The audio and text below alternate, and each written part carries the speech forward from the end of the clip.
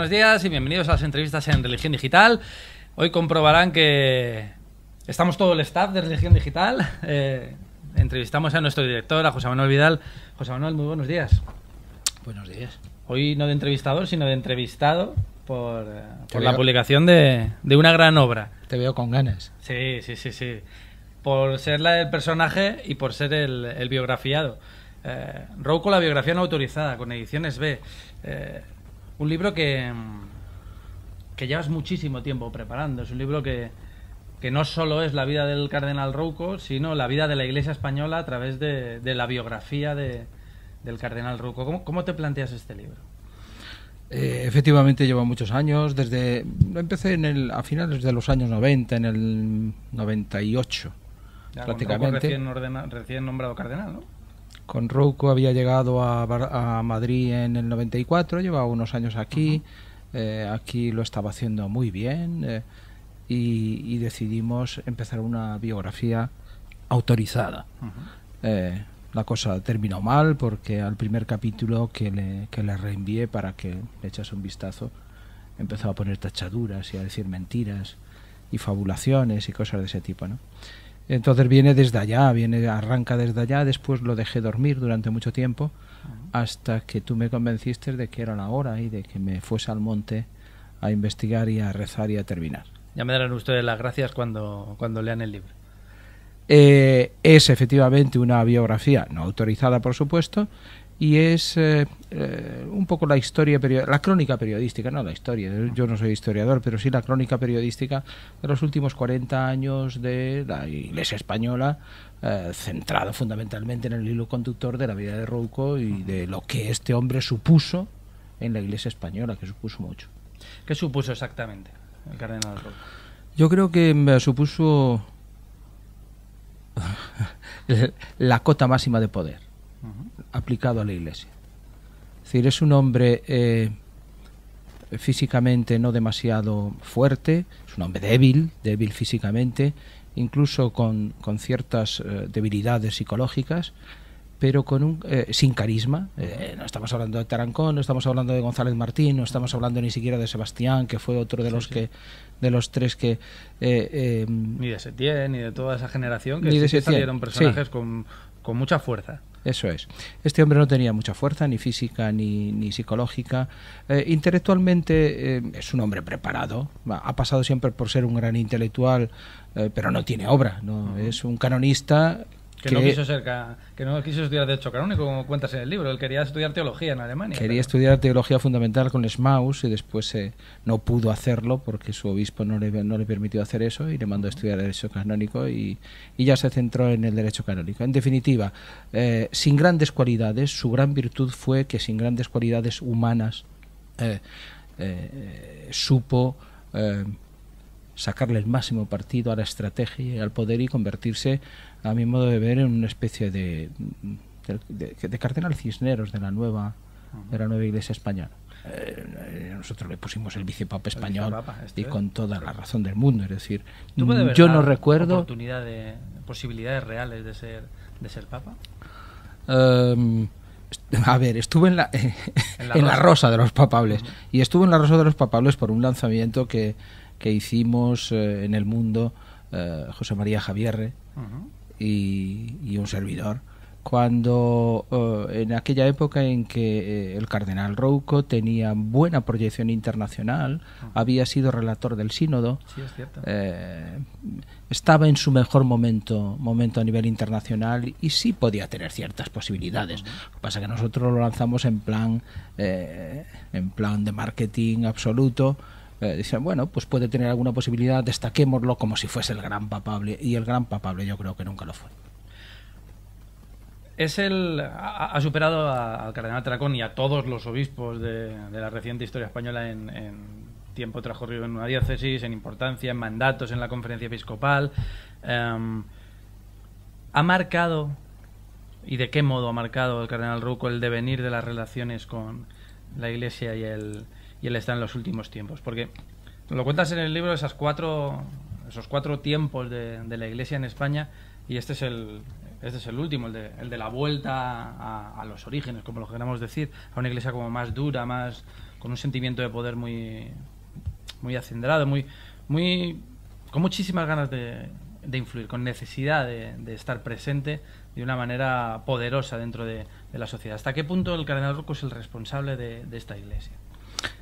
Yo creo que Rouco lo que hace es llevar a sus últimas consecuencias dos cosas: el modelo eclesial que se pone en marcha, involutivo, que se pone en marcha en el Vaticano con Juan Pablo II y con Benedicto XVI, que culmina con Benedicto XVI, y el modelo, ese mismo modelo trasplantado a España, que empieza a poner en marcha el cardenal Suquía. No olvidemos que Rouco es una criatura de Suquía, su gran padrino a todos los niveles, del que mama... sigue, tiene una biografía episcopal al menos. Y al que sigue, porque es mama de él absolutamente todo. Con él aprende a ser obispo, él le pide como obispo auxiliar, con él aprende a ser obispo en Santiago, a él le sucede en Santiago, a él le sucede en Madrid. Él lo hace muy bien en el sentido de ganarse la confianza no solo del cardenal Suquía, sino del entorno de su familia. Fundamentalmente a través de su familia entra en el corazón y en ese del cardenal Suquía, y hereda ese modelo, el modelo que viene desde Roma y el modelo que empieza a implantar en Madrid el cardenal Suquía en la Iglesia española. Suquía con Tagliaferri, el nuncio, aquel nuncio famoso. Lo que pasa es que Rouco lo lleva a sus máximas consecuencias, lo lleva hasta el extremo, un extremo tal que asfixia a la Iglesia española. Es decir, el modelo consiste en que la Iglesia es un poder fáctico, y por lo tanto no se retira, no se coloca como lo había colocado Tarancón, como una instancia de autoridad moral por encima de los partidos, sino que rompe esa dinámica y dice, no, aquí lo que tiene que hacer la Iglesia, que es un gran poder y tiene mucha presencia sociológica, es implicarse directamente, bajar a la arena política y tomar partido descaradamente por la derecha. Sobre la base de que se tiene la verdad y que no se puede discutir esa verdad. Quien se acople a esos postulados... Sobre la base de que España es un país católico y tiene que permanecer católico, y no solo eso, sino que la moral católica, los principios católicos tienen que permear la política y las leyes, y por tanto cada vez que eso no se cumplía, cada vez que había en la época de Zapatero alguna ley que atentaba contra lo que ellos llaman la ley natural, interpretada a su vez por la misma jerarquía, pues entonces eso es cuando dándose casos que no se han dado en la historia de España, de saliendo a la calle, liderando manifestaciones. Claro, ese es el extremo. Es decir, tú puedes tener ese modelo en mente y hacer lo posible para que ese modelo permanezca. Pero si lo llevas al extremo que lo llevó el cardenal Rouco, de escenificarlo públicamente, tanto saliendo a la calle en esa gran manifestación contra las bodas gays, como todos los años escenificando en Colón, que fue su gran teatro, donde escenificaba año tras año el poder, el músculo de la Iglesia española frente al gobierno, sobre todo frente al gobierno socialista, claro. ¿Hubiera sido Rouco lo que ha llegado a ser en Madrid en la conferencia episcopal sin el apoyo de estos movimientos, del Opus Dei, de los Kikos, de Legionarios de Cristo? ¿O es un poco al revés? Estos movimientos, quitando probablemente al Opus Dei, estos movimientos no hubieran llegado a ser lo que han sido en la Iglesia española, al menos, sin el apoyo de Rouco. Yo creo que... ¿O son los mismos animales que se alimentan de sí mismos? Claro, es decir, es el modelo eclesiástico que se puso en marcha, estaba basado tanto en Roma como en España en las vanguardias entendidas, basadas en los movimientos neoconservadores. Esos eran, y todos los demás quedaban un poco fuera, es decir, la gente normal, la gente de las parroquias, toda esta gente quedaba un poco fuera, y las huestes de la recatolización, de la nueva evangelización que se puso en marcha eran todos los movimientos neoconservadores. Pero no solo eso, yo creo que Rouco se apoyó en ellos se retroalimentaron lógicamente, pero también se apoyó sobre todo, yo creo que en el control y en el miedo, impuso control férreo de todo lo que se movía en la Iglesia española, absolutamente de todo, desde los congresos hasta las universidades, absolutamente todos los cambios de sedes, los obispos, y a través de ese control instauró una especie de miedo que asfixiaba a cualquier cosa. Asfixiaba a los teólogos, asfixiaba a las congregaciones religiosas de todo tipo, es decir, pero con llamadas directas a los provinciales en cualquier momento, porque un fraile había dicho, había escrito, había hecho cualquier otra cosa, ¿no? Los propios obispos, tú lo has padecido, cuando teníamos aquella asociación de periodistas de información religiosa, que muchos no venían a aquellas cenas porque en Madrid bajo la jurisdicción del obispo de Madrid, tenían prohibido hablar con determinada prensa. En Madrid estuvo prohibido mientras él estaba aquí que viniese a actuar, digamos, ningún otro obispo. Solo había ciertas excepciones para los cardenales que se atrevían. Estoy pensando en el cardenal Maradiaga, en el cardenal Amigo, en algunos cardenales contados que se atrevían a intervenir. Y por supuesto nadie se atrevía a tratar con los periodistas ni a conceder entrevistas si antes no pasaba por el filtro del cardenal. Por eso yo creo, me da la sensación de que una de las claves importantes es que por un lado él consiguió mucho poder, activó el poder, pero por otro lado también contó con un episcopado mansurrón, un episcopado poco valiente, un episcopado que no supo hacerle frente a esa deriva, no tanto personal cuanto a esa deriva de modelo eclesiológico que se instauró. Y yo creo que también porque tampoco desde Roma se veía salida, estábamos en donde estábamos y no se preveía que hubiese un cataclismo como el que ha sucedido con Francisco. Sí que es verdad pero ya se decía en tiempos de Tarancón que los obispos españoles tenían tortícolis de tanto mirar a Roma.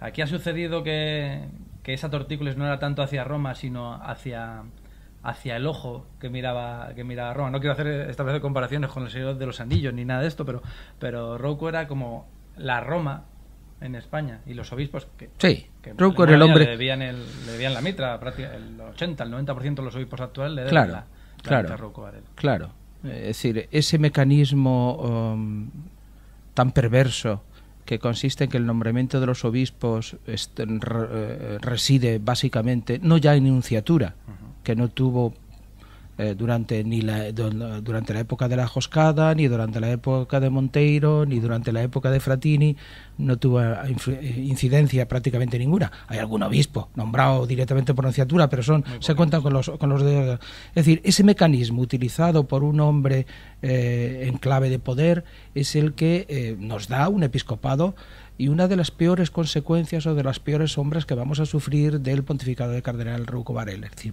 tenemos un pontificado gris, doctrinario, muy poco pastoral, muy poco en contacto con las periferias, muy poco dispuesto psicológicamente a convertir la Iglesia, a pasar de la Iglesia de que sea una aduana, que sea un hospital de campaña, como dice el Papa, y eso va a durar varias generaciones. Es decir, hay obispos muy jóvenes nombrados durante este pontificado que van a arrastrar su pontificado durante muchos años. Es una de las quizás peores consecuencias que yo veo del pontificado del cardenal Rouco. Creo que está esto, y por otro lado la sensación que se tiene de la Iglesia desde fuera. Rouco ha sido muy caricaturizado, ha sido incluso objeto de burlas en todo tipo, pero es cierto que la imagen que se ha dado a través del pontificado del cardenal Rouco y de sus más inmediatos colaboradores, estoy pensando en Martínez Camino y en otros que han sido la voz de la Iglesia española en los últimos 15, 20 años, la imagen que se ha dado es de una Iglesia muy dura, muy lo que decías tú del poder, con mucha ansia de poder y con una sensación de prohibición y de más preocupados por condenar a teólogos disidentes, a aquellos que no seguían estrictamente las normas, especialmente obsesionados en el tema de la moral sexual.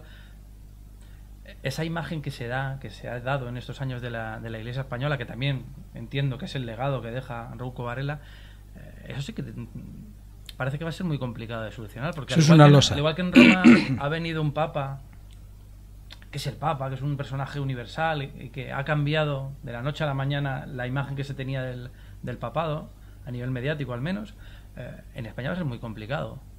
Eso es una losa que va a costar varias generaciones en enmendar, incluso teniendo el viento a favor de Roma, que está ayudando a que ese cambio se produzca. Es decir, la consecuencia directa de la decisión estratégico-política eclesiástica de Rouco y antes de Suquía de hacer que la Iglesia perdiese su autoridad moral y se convirtiese en un factor más, en un actor más de la vida política y social, lleva aparejado el que eso es una de las cosas que más repatean, que no puede soportar el pueblo español. El pueblo español nunca ha querido que la Iglesia se metiese en política, y cuando se metió en política salió siempre escaldado, tanto el pueblo como la propia Iglesia. Esa dinámica se rompe, Rouco actúa en contra de la dinámica que venía estableciendo el cardenal Tarancón. En aquella época, en la época de Tarancón, era la Iglesia la institución más valorada, muy por encima de cualquier otra. En esta época, desde que se toma esa decisión, la Iglesia pasa a ser la menos valorada, la que menos...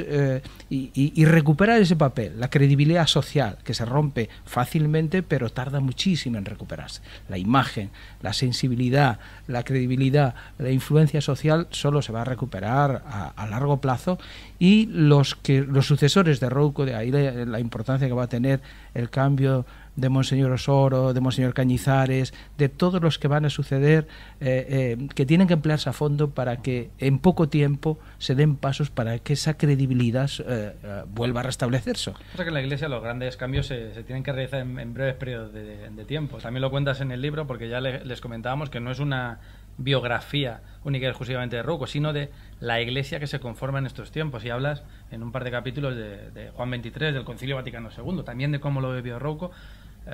Ese gran cambio se produjo en un pontificado muy corto, como puede ser este de...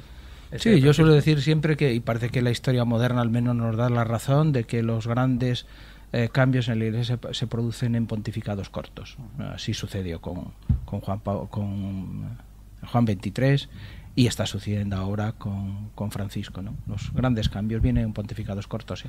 Rouco, como cuentas en el libro, era un enamorado del Concilio Vaticano II. Le pilló casi todo estudiando en Múnich y en contacto con los grandes estudiosos y algunos de los padres conciliares. Tan enamorado que hoy parece mentira.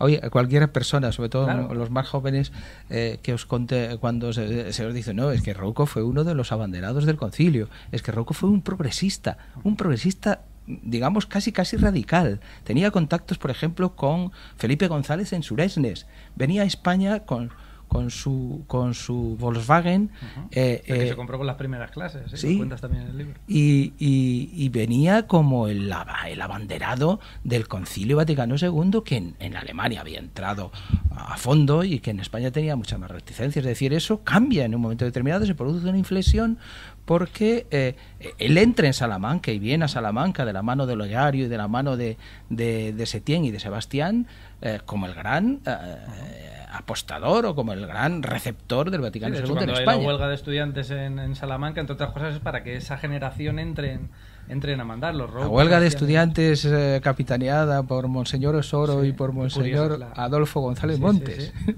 Los dos grandes amigos que también han tomado unos rumbos diferentes. ¿Qué le pasa a Rouco? ¿Por qué ese cambio? Pues como suele ser siempre, por apetencias de poder y de carrera. Es decir, él es vicerrector, sabe que llegar a rector lo tiene taponado Fernando Sebastián, que es la gran personalidad de Salamanca. Firma un documento en el año 76 con todos estos, con Olegario, con Setién, con Sebastián, oponiéndose a el tirón de orejas que le había dado la congregación del clero a la asamblea conjunta. Una asamblea conjunta y hizo unos documentos muy avanzados para aquella época. Se la jugaron a Tarancón en Roma, y este grupo de teólogos de la Pontificia de Salamanca tomó partido abiertamente defendiendo a Tarancón en contra de Roma, en contra de la congregación del clero. Ahí firma, unos meses después, ya Rouco no firma el siguiente documento de estos teólogos también, poniendo en solfa un poco lo que tendría que hacer la Iglesia española para adaptarse al Vaticano II. 2 meses después es nombrado obispo auxiliar de Santiago. Es decir, hay un cambio en la forma de entender y una adecuación clara a los vientos que están cambiando en Roma. En Roma, Juan Pablo II imprime un cambio radical al modelo eclesial, y Rouco ve los vientos y se pliega a eso, y gracias a eso empieza su rampa de lanzamiento. Los que no conocemos a Rouco como tú, o que no han estado cerca de su entorno, le vemos como una persona muy hierática, que no se arrepiente de nada de lo hecho. ¿Hay algún momento en el que, en este cambio, o en algún otro momento de su biografía, las decisiones que toma, que implican cambios en ese sentido, en el ideológico sobre todo, le producen algún tipo de dolor o de sensación de pensar, de alguna duda? Porque sí que cuentas en el libro que apenas tuvo dudas, tuvo un pequeño momento en el último año del seminario de dudas existencial, yo no sé si vocacional siquiera, pero parece que siempre ha tenido las cosas muy claras y sin embargo las decisiones que jalonan su biografía dan la sensación de lo contrario, de que ha pegado algún que otro bandazo muy importante. De ser el gran progresista de la Dalí del Concilio Vaticano II a ser, no voy a decir su destructor, no me voy a pasar tanto, pero sí uno de las cabezas pensantes de la vuelta al invierno. Uno de los que más hizo para congelar el espíritu del Vaticano II, porque lo que hicieron durante estos más de 30 años fue congelar el Vaticano II, meterlo en un congelador, y ahora lo está descongelando el Papa Francisco. Es muy difícil, yo no me puedo meter en la conciencia del cardenal. Yo, por lo que me han contado sus amigos, los que más le conocen, siempre estuvo muy seguro de sí mismo, tanto en la época progresista como en la época superconservadora, y siempre encontró justificaciones para justificar cuando era progresista como cuando era conservador, y sobre todo funciona un mecanismo, creo yo, del converso, ¿no?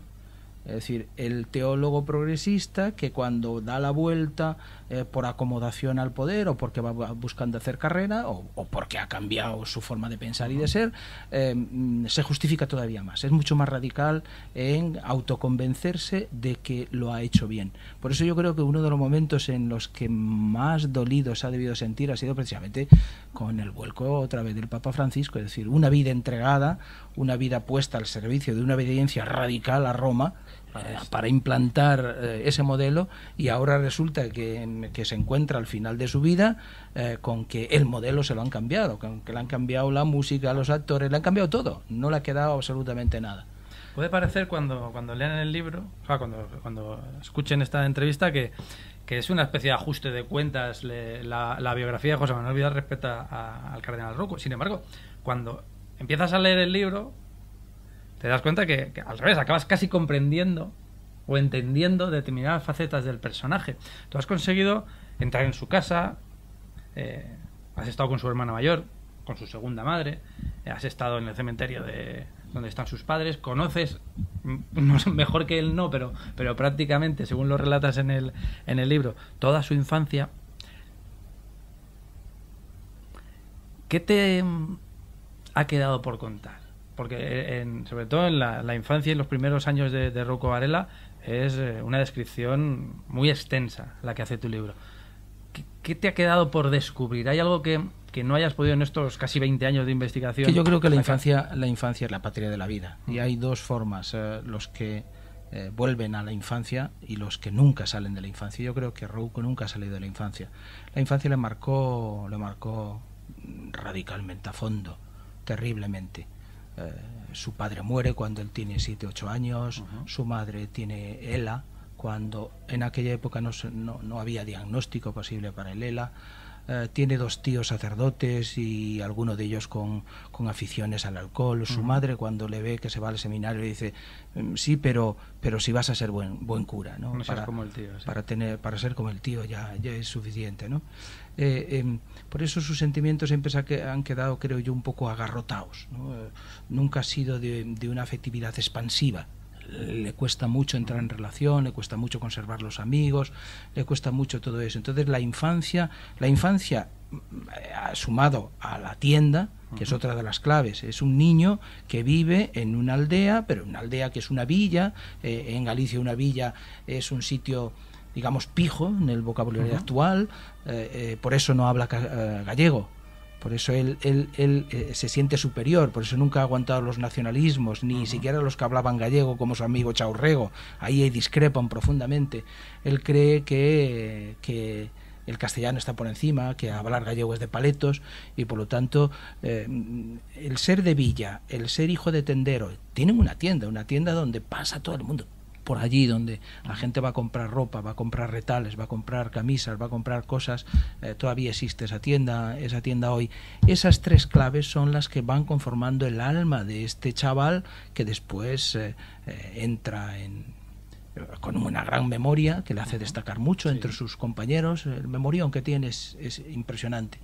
Y después le da alas para pasar de Salamanca a Múnich. Y ¿qué me quedo de contar? Pues, es muy difícil entrar, digamos, en el secreto, en en el interior de una persona como Rouco, ¿no? Porque ha protegido muchísimo eso, por miedo.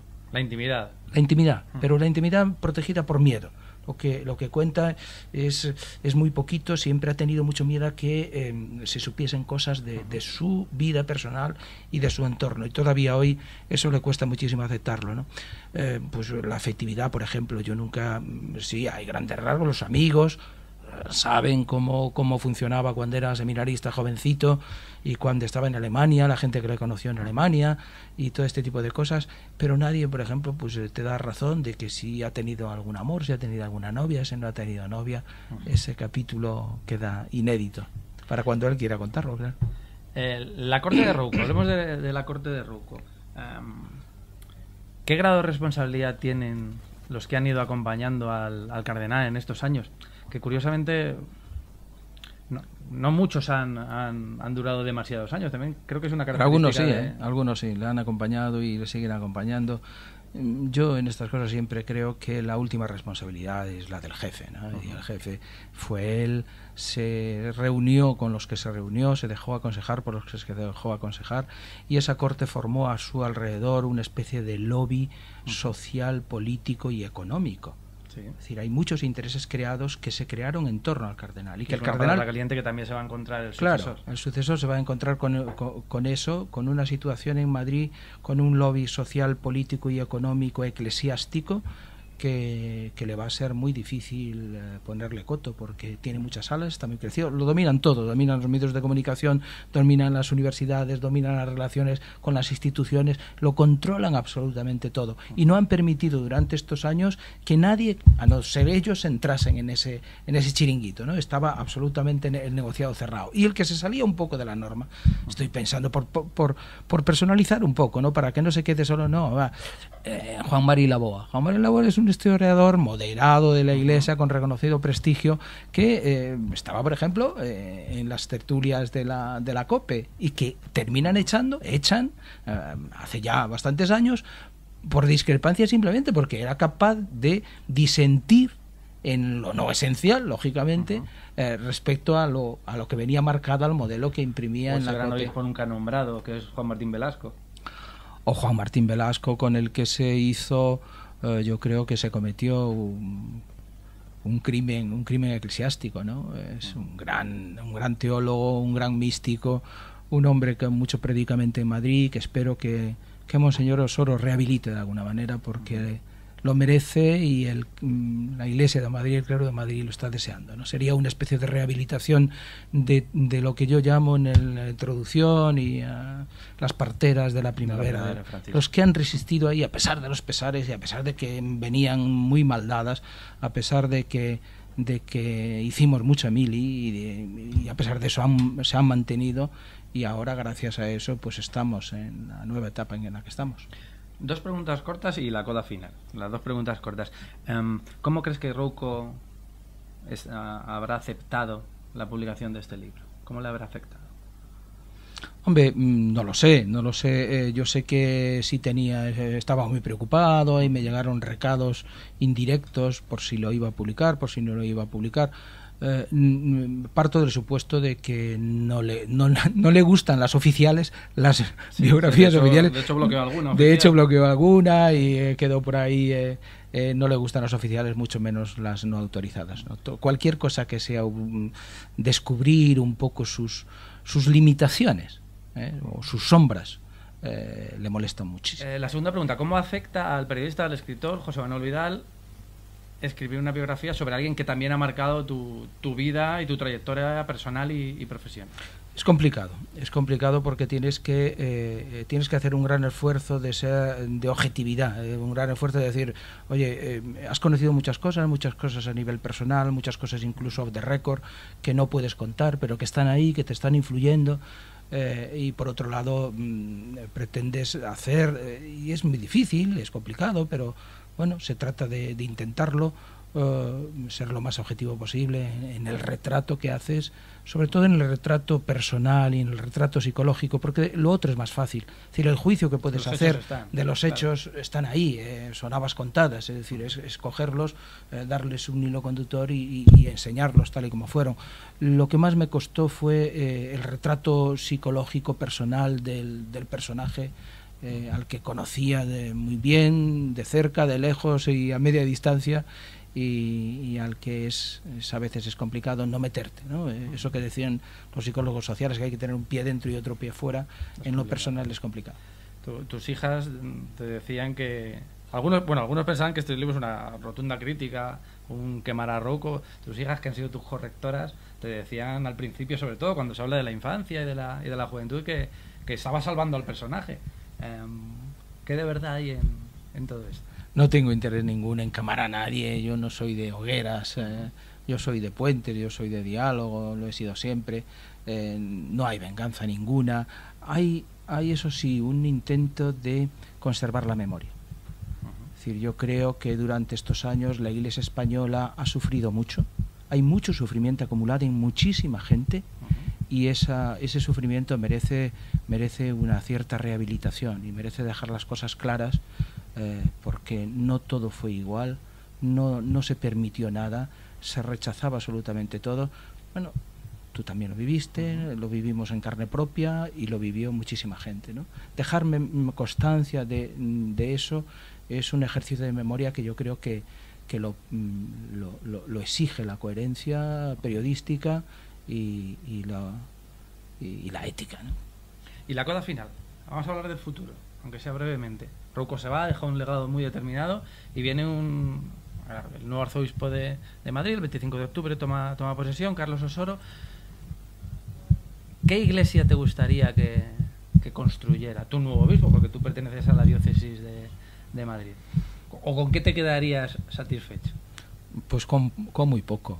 Yo creo que Carlos Osoro lo va a tener relativamente fácil. Es fácil suceder a Rouco, es fácil hacer algo más que Rouco, es fácil cambiar la imagen que proyectaba Rouco. Sí, pero a la vez te vas a encontrar con unas cerrazones probablemente en el interior de la diócesis que yo creo que son no. 20 años de pontificado. Que sí, se va a encontrar con inercias más que con cerrazones, con inercias y con lobbies que van a defender lo suyo, pero inmediatamente se van a plegar. En la Iglesia los lobbies de poder se pliegan inmediatamente al nuevo jefe, al nuevo amo, sea quien sea, ¿no? Y en ese sentido don Carlos lo va a tener. Yo me conformo con que sea capaz de poner en marcha una dinámica como la que puso en marcha el Papa en Roma. Es decir, que lo que está diciendo el Papa en Roma, que es lo complicado, que es lo difícil, se plasme, llegue, penetre en las parroquias, en las iglesias, en los curas, con que seamos una iglesia, que pasemos eso, de ser la iglesia que decías antes, que apuntabas antes, del no a la iglesia del sí, de la iglesia aduana, una aduana feroz por la que no pasaba absolutamente nada, a una iglesia hospital de campaña y de puertas abiertas. ¿Crees que Rouco le dejará? No tiene más remedio. Es decir, por mucho que hombre, un hombre de poder, un animal de poder como ha sido siempre Rouco, le va a costar muchísimo. Los obispos, cuando dejan de mandar, muchos de ellos tienen problemas psicológicos, sufren depresiones, es un cambio muy... sentimiento de vacío y de soledad, claro, y que ya nadie está detrás de ti diciéndote... Claro, bueno, deja de sonar el teléfono, deja de sonar recibir cartas, recibir email, eso les cuesta mucho asumirlo. Rouco, como un hombre absolutamente de poder, le va a costar mucho, pero no va a tener más remedio. La Iglesia es así, es decir, las personas pasan, pero la institución permanece. ¿Se irá? ¿Se quedará? Yo creo que se va a quedar porque si se va a Galicia entonces sí que dejaría de estar en circulación. En Madrid va a seguir estando en circulación, va a tener su grupo de fieles incondicionales con los que va a intentar manejar, de alguna manera seguir manejando.